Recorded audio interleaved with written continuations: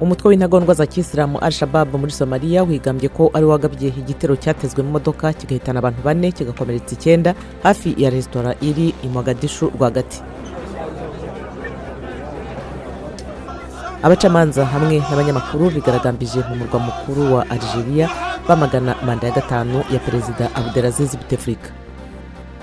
Muri Kenya ku kibuga cy'indege cy'i Nairobi hakomeje kuboneka ingaruka z'imyigaragambyo y'abakozi bo ku ndege bamagana imikoranire y'indege babona ko ishobora gutuma hari abatakaza imirimo. Abanyarwanda 17 bajyanywe mu Butaliyani nyuma ya jenoside yabaye mu 1994 basubiye mu Rwanda. Naho muri Nigeria 8 mu banyanigeriakazi 2,000 bahawe amatike y'abafana mu mukino w'igikombe cy'isi cy'umupira w'amaguru mu Burusiya baravuga ko bashyizwe ku ngufu mu bucakara bushingiye ku gitsina bamaze kugera i Moscow.